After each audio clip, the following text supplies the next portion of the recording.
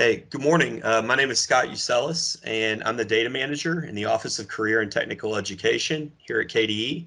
And today we're going to do a session around dual credit data entry and why it's important. Okay, so, why a session on dual credit data entry? This is a session we run pretty much once or twice a year at these trainings, at the KSIS trainings. And although this data standard has been around for quite some time to assist with data entry, we still very commonly do find errors in the data. And accuracy regarding this data is extremely important as it's used for multiple purposes. So KEEA uses this data, KHEAA, for both the dual credit scholarship and the Kentucky Work Ready scholarship, and eligibility for those is dependent upon this dual credit data. In data that we share with the Council on Post-Secondary Education, or CPE, for athletes, the dual credit data is used for the NCAA to verify eligibility and so on. It's used in our public data systems. And then finally, it's used in our school report card and for accountability purposes.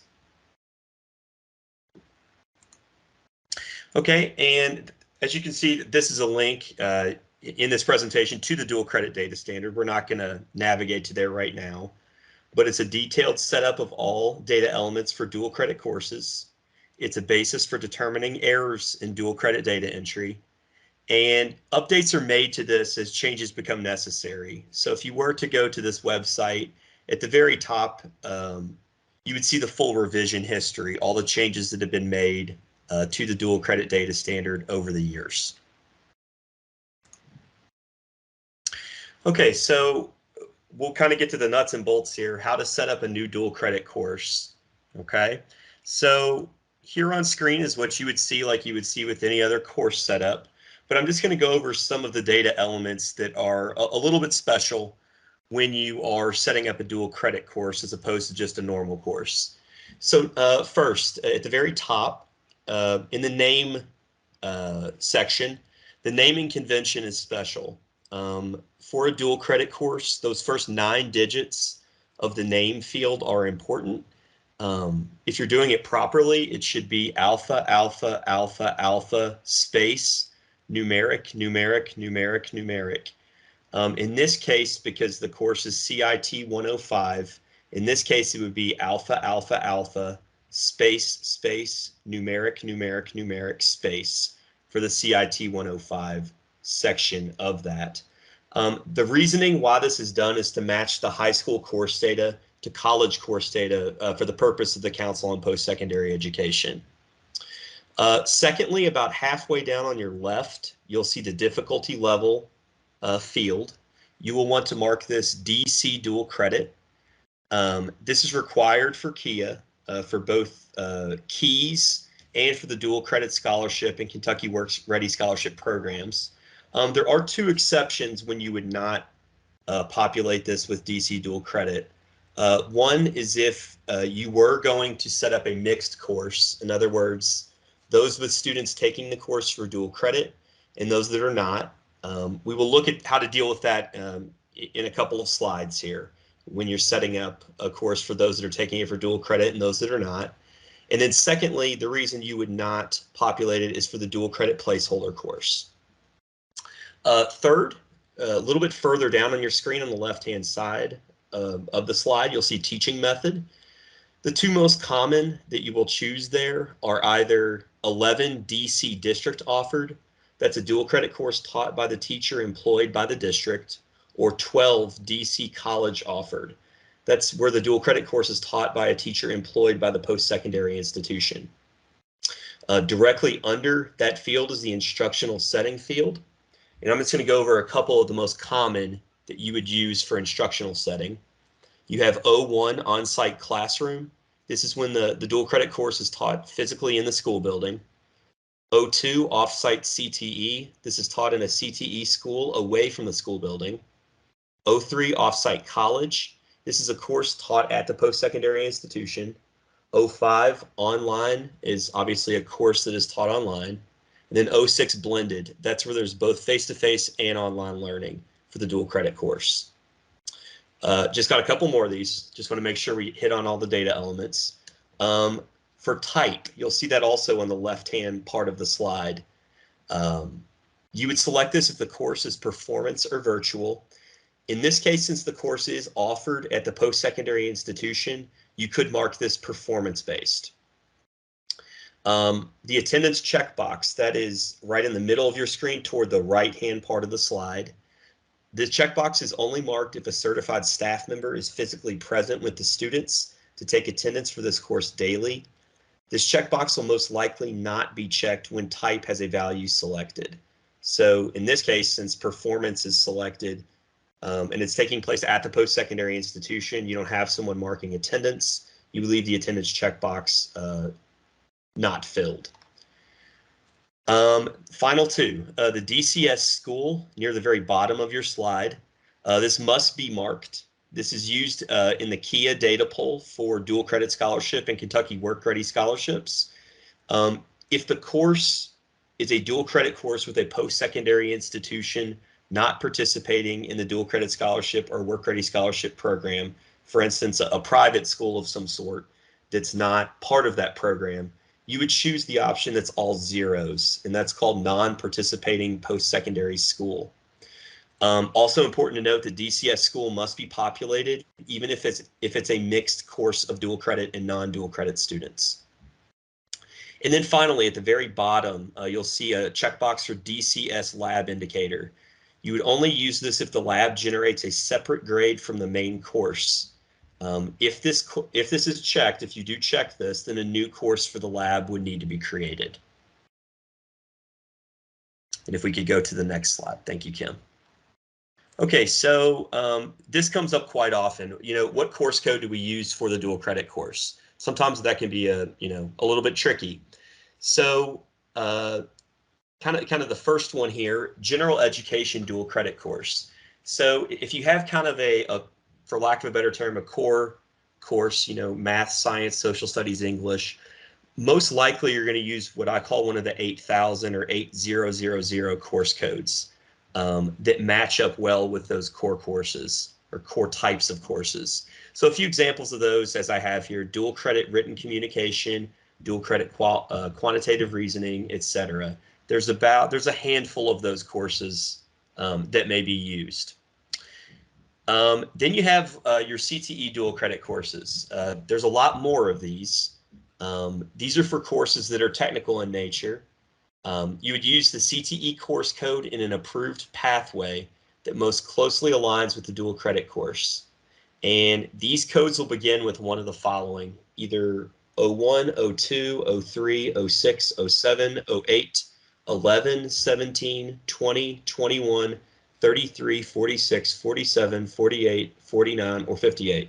I know that's a lot of them, but basically each one of those two-digit codes aligns with a particular CTE program area. A few examples of these: computer literacy, course code 110110, medical terminology 170131, etc. So you would look for, again, the closest match to an existing CTE course code. Okay, like I mentioned previously, we're going to look at how to set up a new mixed dual credit course. This is one option. You can set this up where they're both together, dual credit and non-dual credit students. You also always have the option of creating a separate section for simply your dual credit students and another section for your non-dual credit students. In this case, what we're going to look at here is if you wish to set them up together, all under one section. And if that's the case, you're going to use what's called the roster batch edit tab. And the way to navigate to that is scheduling, then courses, then sections. Then you would choose a section and you would go to the roster batch edit tab, which is the very last tab on that section. So for mixed courses, you'll need to indicate which students are taking the course for dual credit in the dual credit drop-down tab under the roster batch edit tab. And this is really important. It's very important. You will need to manually edit the transcript for these students to indicate that they did indeed take this course as a dual credit course. So if you're using this method where you're putting dual credit students and non-dual credit students in the same section, you can toggle these to show which ones are taking it for dual credit and which are not. But please note that someone will need to physically mark the transcript for the particular kids that did take it as dual credit. It does not automatically sync to transcript. We get these questions quite often. Is the dual credit course I'm choosing a candidate for post-secondary readiness in the accountability system? Or another type of question related to that, is it eligible for either the dual credit or work ready scholarship? So we have a little matrix or chart that's been created here on the next slide. So I'm going to go over a couple different types of dual credit courses. So if it's a dual credit course, it's career readiness dual credit course. For post-secondary readiness, yes, that course, if the course is in an approved pathway, in the official CTE program of studies document for that school year, then that particular course code may count toward post-secondary readiness or career readiness for that student. As to whether these are candidates for either the dual credit scholarship and work ready scholarship, the answer is yes for both of those. Technically, a CTE course may be used for both dual credit and work ready scholarships. It would be much more common to use this for the Kentucky Work Ready Scholarship. The second type of course we have here is a course for academic readiness dual credit course. For post-secondary readiness, can that be used toward post-secondary readiness? The answer is yes. If you use the appropriate 8000 course code, the 8000 course code we spoke of on the last slide, or a couple slides back, it would be eligible. One dual credit course from each bucket, quote unquote, counts toward post-secondary readiness for the 21-22 school year. Bucket 1 is your quantitative reasoning and natural sciences bucket. Bucket 2 is your written or oral communications, visual and performing arts, humanities, or social and behavioral sciences bucket. So that kind of goes along with what post-secondary readiness is for academic readiness. For this particular school year, you still do need a kid to benchmark in both of the buckets, either the math science bucket or the other bucket. So that's just something to keep in mind. And if you have questions about this, of course, you can always reach out to me. I'll have my contact information at the end. As to whether this particular type of course counts, yes, it does count for the dual credit scholarship. You may use this type of course toward dual credit scholarship. For Kentucky Work Ready Scholarship, no. And the reason is that for Kentucky Work Ready Scholarship, that has to be a CTE or a technical course in nature, and these are not that type of course. And then finally, a dual credit course that does not qualify for either career or academic readiness. For post-secondary readiness, of course, the answer to that would be no, because it's not a CTE course and it's not one of the 8000 course codes. So this is a course that you can offer for dual credit, but it's not going to count for the student for post-secondary readiness. As for the types of scholarships, yes, this does count for the dual credit scholarship. No, it does not count for the Kentucky Work Ready Scholarship. Okay, a couple helpful reports we're going to go through fairly quickly that are going to be really helpful when you're setting up dual credit courses. So the first one we have is the dual credit scholarship. And the way to navigate to this particular report is KSIS State Reporting, and Infinite Campus is KSIS State Reporting, KDE Reports, and Dual Credit Scholarship. And this report facilitates the submission of the Dual Credit Scholarship and the Work Ready Scholarship data to KEES. The type of data that's going to be submitted for the Dual Credit Scholarship, it's going to include all 11th and 12th grade students taking any dual credit courses. For Work Ready Scholarship, it's going to include all 9th to 12th grade students taking CTE dual credit courses. And here on the next slide, it's going to, what it looks like. This is what you'll see when you navigate to that particular report. There are 3 separate reports there: the error report, the validation report, and the submission report. The error report you would use to identify missing data elements. KEES will reject students with those missing data elements, so you want to make sure that you have all the data elements that you need for each student.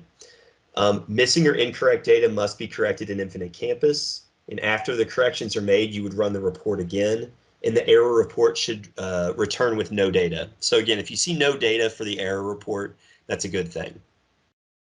For the validation report, this is the report that you'd preview, that's a preview of what will be submitted to KEES. Use this report to identify missing students. So if you see some students you're expecting to see there and you're not seeing them in the validation report, there's probably something going on with the course setup. And again, you'd want to see what's going on specifically with that particular dual credit course. And then finally, the submission report. This is the report you'd create that creates the file to send to KEES. KEES does allow uploads throughout the year and will ignore previously submitted students. To modify existing student information, you would need to contact KEES directly. One more important note on this, opening this submission report using Excel prior to submission will corrupt the required data formatting. So once you have this report and you've run your validation report, you do not want to open your submission report, or it will mess with the formatting in that report and it won't upload correctly to KEES. Secondly, we have the QA courses report. And the way to navigate to this, again, is in Infinite Campus is KY State Reporting, KDE Reports, and QA Courses. This report assists with quality assurance review of active advanced coursework courses with a section schedule. Here you'll see exactly what that will look like when you navigate to it. If you want just dual credit courses to show up in this QA courses report, you would choose only courses with setup concerns under select report, and you would select dual credit under the select type of courses to run the QA report for dual credit courses. And then finally, the advanced courses and exams report. The way to navigate to this, KY State Reporting, KDE Reports, Advanced Courses and Exams. This report provides aggregated and detailed data for students taking advanced coursework. The data includes the number of students taking a course and completing a course. So that's how it's a little different than the others. It will show their course taking and how many completed.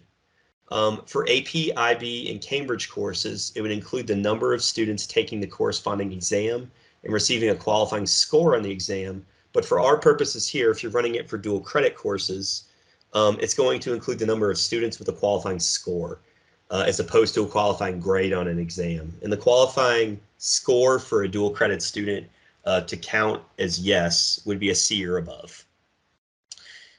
On the next slide, we'll have, again, what this will look like when you navigate to it. It also has a detail and aggregate report. So for the detail report, so for dual credit, this report will contain similar information to the detail report in advanced coursework, which is the last one we looked at. But in addition, this report also provides whether the student completed the course and the grade achieved in the course. That's if the student completed the course. And then for the aggregate report regarding dual credit, this report contains the unique number of students taking one or more dual credit courses, the count of students completing one or more dual credit courses, and the count of students passing one or more dual credit courses with a qualifying score of C or above. Percentages are calculated for each category, and it includes data by demographic groups. So on this one, again, the important difference here is that, again, it's showing how many are completing and how many are achieving a grade, a passing grade. On this one, if a student is taking multiple dual credit courses and they only pass one of them, they will show as a yes on here because it's basically saying whether or not they completed or passed one or more dual credit courses. So they would show up as a yes even if they only passed one out of the 3, for example. Just understand that they would show as a yes here because they passed at least one. Okay. And here's my contact information. I'll turn my camera back on here momentarily so you can see me. So always feel free to reach out. I know this is a very quick overview, so of course you're probably going to have questions beyond this. So always feel free to either email me at scott.usellis@education.ky.gov or call me at the number you see on the screen there, and we can talk through it. So that's all I have for today, and again, please feel free to reach out, and hope you all enjoy the rest of your day. Thank you all. Kim, I know we had one question. Did you want to cover that real quickly before we transition? Are you talking about the performance-based and virtual one? It's not really just a dual credit question. So I think Jen is going to try to get Josh to answer it. But basically it's about if they are getting attendance in the seat or not. If they're, Jen, do you want to go ahead? Well, I thought the question was what was the difference between virtual and performance. So performance is a course that is being awarded a credit due to basically a portfolio. They're providing a true. I have the link here. Let me read it to you. So performance-based credits may be awarded with these type of courses: work that allows satisfactory demonstration of the learning, work that constitutes demonstration of learning in a course that a student needs. Portfolios will be awarded a performance-based credit, and then standard-based online or other technology media courses could be a performance course. So I think this question is really around the dual credit and when they should do it, which way. So I think it depends. Okay. I think the short answer is it depends, and we'll put some links to the guidance in there, but it's specifically to when a dual credit course should be performance-based versus, virtual, and all that. It comes into different scenarios depending on how it's all set up and what's being done.